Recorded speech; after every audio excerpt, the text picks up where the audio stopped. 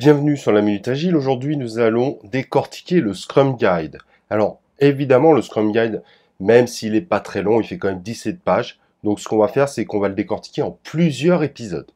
Si les sujets autour de l'agilité vous intéressent, n'oubliez pas de vous abonner à notre chaîne YouTube et également de cliquer sur l'icône de notification afin de recevoir toutes nos nouvelles vidéos en notification. Pour ceux qui ne savent pas, le Scrum Guide, c'est le guide officiel pour mettre en place du Scrum écrit par ses auteurs et promoteurs.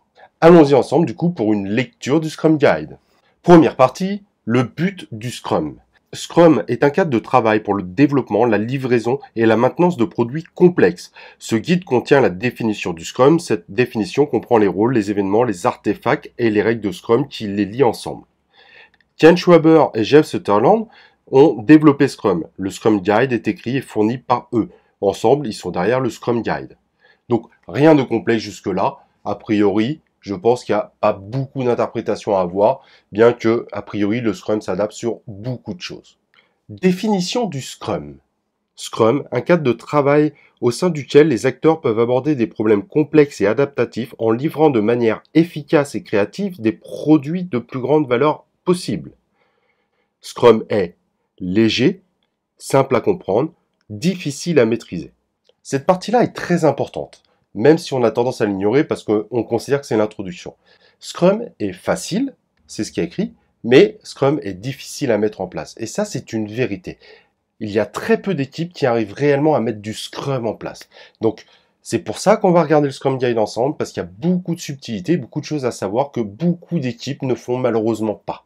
Les équipes ont tendance à appliquer le Scrum avec leur vision des anciennes méthodes dites traditionnelles et c'est là que justement le Scrum est mal réalisé.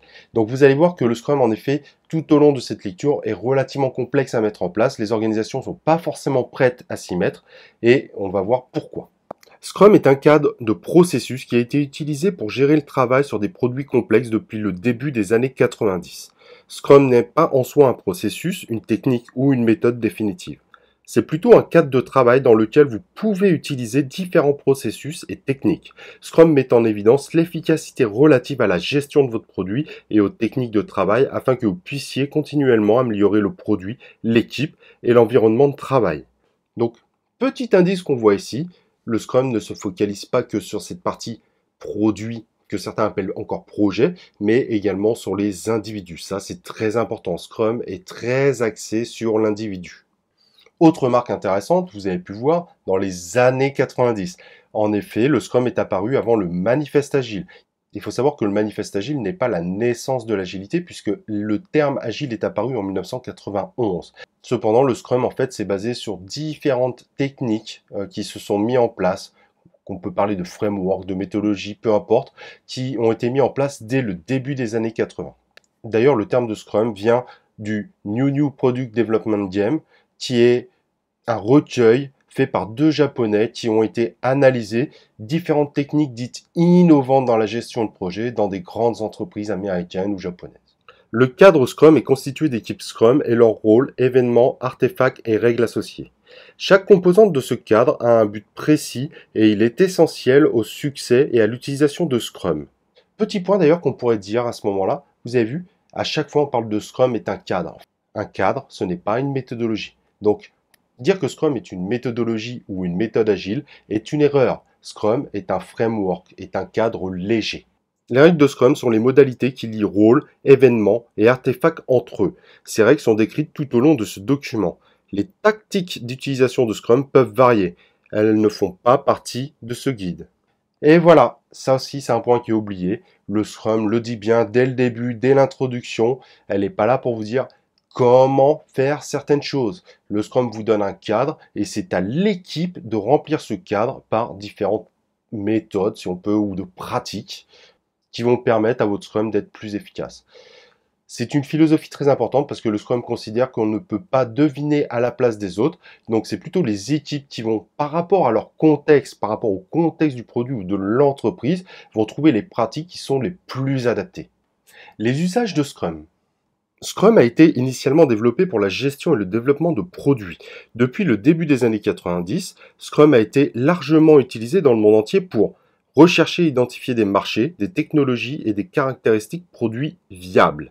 Développer des produits et des améliorations. Publier des produits et des améliorations jusqu'à plusieurs fois par jour. Développer et maintenir des environnements cloud en ligne, sécurisés et à la demande, et d'autres environnements d'exploitation de produits. Maintenir et renouveler des produits. En effet, une chose qu'il faut bien comprendre, Scrum, c'est pas juste du pur développement. Il y a vraiment tout le contexte qui est inclus dans le Scrum. Et ça, c'est très important de bien le souligner parce que le Scrum lui-même le dit dès son introduction. Scrum a été utilisé pour développer des logiciels, du matériel, des logiciels embarqués, des réseaux de fonctions interactives, des véhicules autonomes, des écoles, des gouvernements, du marketing, de la gestion opérationnelle des organisations et presque tout ce que nous utilisons dans notre vie quotidienne. Donc vous voyez, parfois Scrum est utilisé pour des choses qui n'ont rien à voir avec du développement logiciel, comme c'est indiqué ici, de la gestion opérationnelle des organisations, notre vie quotidienne. Donc, en effet, Scrum n'est pas un framework que pour la gestion de projet ou la gestion de produits. Et ça, c'est intéressant de bien le souligner. On a tendance à toujours voir Scrum comme un pur outil de l'IT. Non, même si c'est 99% des cas d'application, Scrum est utilisable dans d'autres domaines. Et ça, c'est très important de bien le souligner. Face à l'augmentation des complexités sur le plan technologique, marché et environnemental et de leur interaction, l'utilité de Scrum pour faire face à cette complexité est confirmée quotidiennement. Scrum s'est avéré particulièrement efficace dans le transfert itératif et incrémental de savoir. Maintenant, Scrum est largement utilisé pour la gestion de l'organisation de ses produits et de ses services. L'essence de Scrum est d'avoir une petite équipe de personnes. L'équipe individuelle est plus flexible et adaptable. Ces forces continuent à s'appliquer pour une, plusieurs, beaucoup ou des réseaux d'équipes qui développent, publient, exploitent et maintiennent le travail et le résultat des travaux de milliers de personnes. Elles collaborent et interagissent grâce aux architectures sophistiquées de développement et aux environnements cibles de publication. En effet, le Scrum d'ailleurs le dit lui-même, à la base c'est fait évidemment pour une petite équipe, mais il y a des possibilités de travailler sur un grand nombre d'équipes. Cependant, chaque équipe Scrum a tendance à être une petite équipe. Lorsque les mots développé et développement sont utilisés dans le guide Scrum, ils font référence à des travaux complexes tels que les types identifiés ci-dessus. C'est une précision importante parce que souvent, malheureusement, quand on entend développement, on a l'impression d'entendre programmation. En effet, le terme développement est devenu populaire pour dire programmation, mais le Scrum parle lui en fait de réalisation. Donc, faites bien attention à ça parce que d'ailleurs, c'est là où il y a une très grosse subtilité également, c'est sur l'équipe de développement qui ne concerne absolument pas que des programmeurs dits développeurs aujourd'hui. Ça concerne toute l'équipe de réalisation et ça on le verra très vite. Voilà, je pense que pour ce premier épisode, on en a déjà vu pas mal. Au final, dès l'introduction, vous voyez, il y a beaucoup de choses intéressantes qu'on peut tirer du Scrum Guide. Il est vraiment important de lire le Scrum Guide. Je comprends pour ceux qui n'aiment pas lire. Donc dans ce cas-là, voilà pourquoi je fais ces vidéos. Et vraiment, n'hésitez pas à regarder l'ensemble des vidéos sur le Scrum Guide. C'est super important, ce qui va vous permettre de faire un vrai Scrum. Vous avez de la chance, vous pouvez trouver en plus le Scrum Guide dans de nombreuses langues et pas forcément qu'en français. Donc si votre langue maternelle est autre que le français, n'hésitez pas à prendre le Scrum Guide de votre langue pour être dans les meilleures conditions pour interpréter ce guide qui n'est pas forcément le plus simple à interpréter. Et voilà, moi ce que je vous propose, c'est qu'on se retrouve dans l'épisode 2 qui arrivera très bientôt pour continuer la lecture du Scrum Guide qui mérite d'être faite parce qu'il y a beaucoup d'interprétations possibles et honnêtement, quand on voit le nombre d'équipes qui mettent du Scrum en place, il y en a peut-être que 10% maximum qui arrivent vraiment à l'appliquer. Donc je pense qu'il est essentiel de faire cette revue régulière du Scrum Guide ensemble, de façon à comprendre l'ensemble des subtilités contenues par le Scrum. Et comme je disais au début de la vidéo, si jamais vous êtes toujours intéressé par ce type de sujet, je traite tous les sujets autour de l'agilité.